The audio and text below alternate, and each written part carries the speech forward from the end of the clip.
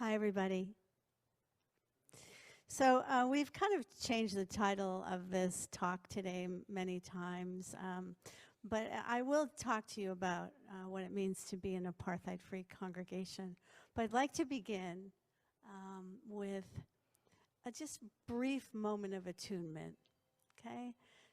So just wherever you are, whether you're on Zoom or you're here present in the sanctuary, I mean, that was a lot to take in today. So just let your feet be on the ground and your body be open. So you're in a position of meditation and quietness. And just allow yourself to take in the energy that comes from the earth, your groundedness. If you're not familiar with meditating, it's just really important to open yourself up and get your feet on the ground and, you know, to not be ladylike, you know, with your knees together, but, you know, to open yourself up and to visualize just that little baby spot at the top of your head opening as well and feeling the energy come in and the energy come up and the energy overflow your heart so that you're fully present here and now. And just take a deep breath in and let go of what happened before this moment.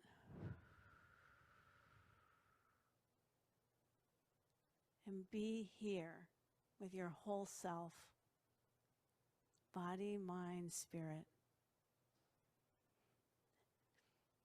And with your eyes open, I want you to hold this thought that there are two thorns, the yogis say, always pricking at us, birth and death. We're born, each one of us, for a particular unique purpose into this world. So we have this individual purpose, but we all also have a collective purpose.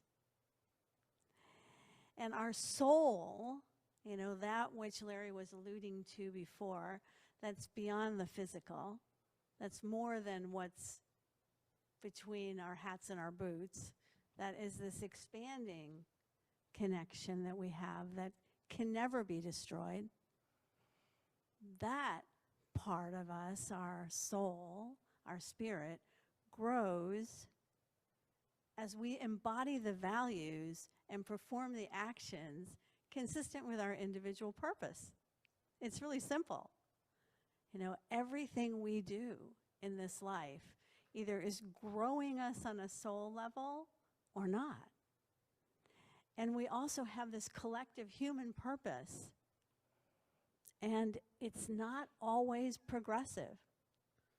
The human family is not always moving forward in our collective purpose.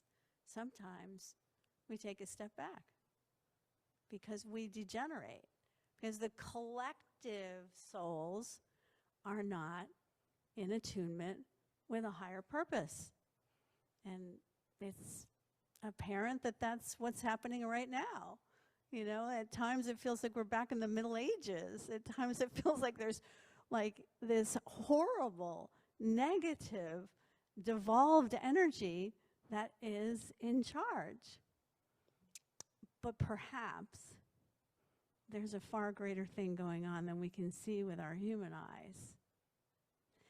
And that takes a moment of contemplation to realize. It's not always apparent in the outer. It's like Larry was saying, there's an inner and an outer, and there's a connection there that will never be severed. In Lakota, they call it Daku Wakan Skaska, that there is something sacred that is always moving us, Daku Wakan Skaska, and that it is beginningless, and it's imperishable, this connection, and it is unmerited divine assistance. So you don't need to earn it. You can tune into it at any time. One of our most ancient prayers from, you know, tens of thousands of years ago when there was no written language. is a chant from the Vedas that says, may truth be our religion, may service be our worship, may the living earth, every living thing, all the inhabitants of what we call earth, be our family. And may unity, what they call yoga in the East, which means union with the force of good, we might call that God, goddess, love, and each other. May this unity with this higher dimension of reality and with all of us living on this earth, with harmony, with embodied peace, be our way. Or as Gandhi would say, may we be the action we want to see in the world. So that is one of our most ancient, higher thoughts. As a child, some of you might have had this experience too. I didn't really fit into any segregated group. I didn't feel like I belonged. Like even my family used to tease me because when I was born I had very light hair. And they would say, where did this person come from? Because they always looked more Italian than me with dark hair, you know. And my brothers used to tease me, we found you on the doorstep. And in my life, I have had friends in many diversified groups. You know, I was really, in some ways, a nerd, you know, really connected to really nerdy people that were very smart and had not such great social skills. And I also was really connected with rebels and mystics and just people who loved nature and animals and plants. And I rode horses with cowboys and cowgirls when I was really young. And also with people who were like, I would call equestrian snobs. I could ride English and Western, you know, and I just tried the best I could to accord with what was, right? To try and understand why all of these people did not get along. And I think that this was a really good basis for ministry, because I think much of the failure of ministry is not knowing how to handle emotional immaturity in a group setting. You know, like we joke as ministers that most of what we deal with, we had to deal with in middle school. It's true, you know? And I have been with some of the most incredible communities, like my Findhorn community in Scotland, who diligently, for decades, tried to learn new, innovative, and different rules of engagement, like sociocracy. Are you familiar with that? Kind of combines socialist and democratic principles together in creative ways. Like, it can be a force for something really beautiful. It takes a lot of patience, a lot of tolerance, a lot of time, you know, to try and play with these different systems of being. But often, we failed miserably, miserably. Findhorn especially has failed miserably. And it was started as a community of souls internationally based on a garden and universal principles of spirituality and singing and dancing and praying and meditating together all throughout the day and, you know, spiritual guidance. And during COVID, totally dropped the ball. As I think Unity did, totally dropped the ball. You know, just went to business as usual as their standard operating procedure. Like, just what the CDC says, that's what we'll do. You know, just what these experts that we'll bring in, we'll do what they want to do. And Findhorn let go of its gardeners in the middle of COVID because experts told them they couldn't afford them. And one gardener who believed this truly was his community and was not very mentally stable because he didn't have a good parenting. He was parented by Findhorn, Like it was the only place he felt he belonged. When he was fired, he burned down the community center and walked himself to the police station and turned himself in. Even then, I don't think as a community we got the message, because there was so much anger, so much projection, that we didn't get the message that you can't fire your community.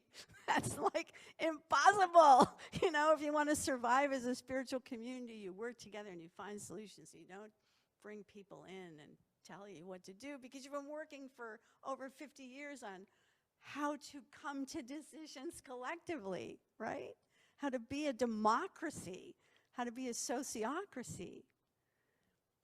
And I see that as one of the reasons why ministries, including Unity Ministries and UU Ministries and all ministries over the world, are dying. Because they are not embodying the truth. They're not embodying what really is where we're going. They're stuck in these hierarchical, really stupid models where, you know, a couple of people that are big donors get to decide what the community does. Or, you know, a couple people who don't really want to do community voting decide who the next minister is. And then everybody gets mad because they didn't have any choice in it. I see it all the time, that ministries do not rise to the embodiment of who they are. And I see it in the world, you know, that it's coming up to be healed. I think, for me, that Palestine, because it's in virtual time, in real time actually, is being telegraphed to us that it's opening our hearts. It is really showing us who we are and what we value and what we don't care about. Up close and personal. I was raised by liberation theologists, right? People who believe we were put on this earth to liberate ourselves and everyone else to equality, you know, to freedom, to life, liberty, and the pursuit of happiness, not just for us, but for the world. And so, you know, to bear witness to what's happening in the West Bank, because I wasn't in Gaza, but what was happening right there in the West Bank, you know, was in my genes, you know, it was in my genetic makeup, it was in my parenting, it was in my community, you know, that what the Buddhists call joyfully participating in the suffering of the world was my goal. And the joyful part was almost impossible. But I'm getting it now. I am getting that participation is the key word. That I was incredibly fulfilled in Palestine because I had a job that was supporting people who didn't have a voice in their own liberation, who were living under apartheid. Now, apartheid, as Beth educated us in the last newsletter, is an Afrikaans word. You know, it means separation. It means pseudo-speciation, which is an Eric Erikson word. It means separating a group of people because of their ethnicity, race, culture, tradition, religion, something, as separate from the rest of humanity and oppressing them. So actually, there is an international definition of apartheid. I'll try to find that for you. In international law, it's a crime against humanity. And it involves inhumane acts committed for the purpose of establishing and maintaining domination by one racial group of persons over any other racial group of persons and systematically oppressing them. And these inhumane acts include murder, torture, arbitrary arrest, legislative discriminatory measures, the persecution of people resisting apartheid, and more. And it goes on. It's a very specific definition, totally applies to the people of Palestine. And being a stupid American, and I, wear that badge of honor, I was like, what? That was my question most days. What? Like, you can't walk on that road with me? You can't drive on that road with me because you're Palestinian, and I can't take you to Jerusalem because you're Palestinian? Like, there were so many things. There's 67 laws that discriminate against the people of Palestine. And I had never lived under an occupation, under a military regime that was, an apartheid regime. I'd never been to South Africa. I had never had any interest in going to the Middle East, ever. Like, you'd think as a minister, I'd want to go see where Jesus was born. I wasn't even sure he was. I didn't trust anything about religious history because it's been so compromised. I mean, anyone with a brain that does the history of Christianity would want not to be a Christian because that wasn't a Jesus word. That much I knew. Jesus was a Palestinian Jew, never wanting to found a new religion or cause an uprising, and who preached to everyone. The hated Samaritans and people from all the Semitic traditions. That's another thing that really woke me up, is they were talking about anti-Semitism all the time for crazy stuff. And so I looked up the word anti-Semitic early on in my education here in the last 2 years, my self-education about what in the world is going on in my country, that my country is supplying bombs that kill all these children. What's going on there? I had no idea. So when I looked up the word Semitic, I was like, it's all the people in that area of the world since the beginning of all time that spoke Semitic languages like Aramaic and Akkadian and, all these different African languages and Syrian and Lebanese, and all these people are Semitic, not just Jews. That in and of itself was a wake-up call for me. How have our minds been so programmed that we think being critical of Israel is anti-Semitic to the whole Semitic world, but we just think it's Semitic to Jews? That just was, for me, a metaphor for this problem, because we're so uneducated and we're so programmed to think according to the people who have the most money. And that is the truth about the United States. For me, it's my truth that this is not a democracy I live in. And it is certainly not a democracy that Israel is outpicturing.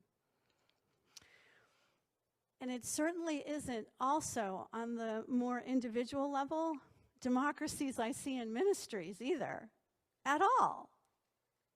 And I have been in ministry for 30 years as an ordained minister and 40 years participating in them with incredulous eyes, with just seeing humanity everywhere in every ministry I was in, seeing addiction and seeing codependence and seeing immaturity of the, most incredible level in every ministry I have been with.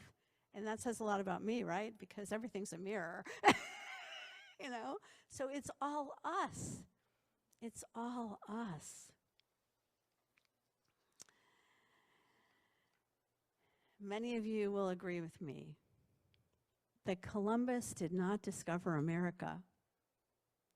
But what you may not know is that he was on a mission for God and country. Just like the illegal, what we call the illegal settlers in the West Bank are on a mission, a Zionist Christian and a Zionist Jewish mission to overtake the lands of the Palestinian people. Columbus believed he was on a mission, a Christian mission, and he even named his fort Navidad, Christmas and left 39 men to use his fort to guard the gold that he had mined by Indian forced labor. It's estimated that the European invasion of the Indian settlements of the Americas resulted in the death of over 3 million indigenous First Peoples. There can be no denying that America, us and the British and the Spanish and everyone in the Western world has been a murderous force upon the planet Earth. There are enough resources to feed, to clothe, and to shelter everyone on this planet, regardless of religion and background. And it would only take 3% of what the U.S. spends on military to completely end world hunger. So what we're facing is an incredible existential crisis. What that means is we're fighting for who we are and the very existence of what it means to be fully human. We're attempting at this time, through actually facing on social media and not being suppressed from these images, what we have done to the earth, what we have done to people, and what we're continuing to do to people all over the world, because it is our name made in the USA on those bombs. And it is collaboration with those forces that are killing people, not just people in Palestine, but in the Sudan and all over this world, and that has completely desecrated and killed people in Iraq, Iran, Syria, continues to kill people in Lebanon. That, I think, is what we're facing as spiritual beings, because we don't die, and because we only take with us what we are able to achieve through our moral values, through our soul's growth. That's why I admire so much the young people, because they get it. You know, most of the young people I met that were working right next to me on organic farms or at the Biosustainability Institute in Bethlehem came from very wealthy families, were very well educated, and had been to jail at least a few times for standing against apartheid, for standing for justice. And they stood to lose their PhDs and lose their honorable professions and lose all kinds of things. Why? Because they knew that they die when they don't stand for what they believe in. So I honor them. And I was recently in Bimini with dolphins. I believe them to have a higher order of intelligence. And I saw them also telegraphing to me that it is only through cooperation of the pod that we survive. You know, and that compassion and love and joy for living are what is going to change us. That we have to cultivate that, you know, that fine balance between birth and death, between knowing we're here for a purpose and letting that fuel us, and knowing also that we have a collective purpose and letting the failure of that not kill us. So I want to thank you for being one of the only communities that has allowed this conversation to go on, you know, for a long time. Some communities don't allow it at all. They're too afraid of losing their money. They're too afraid of offending people. And that's across the board, not just Unitarian Universalists. That's in unity, that's in Christianity, that's in Judaism, that's everywhere across this world where people are being imprisoned for journalism. American young journalists risking their lives and getting killed every day. Not just Americans, but Palestinians and Syrian and Lebanese and Ukrainian and Russian and everyone. It's a thing.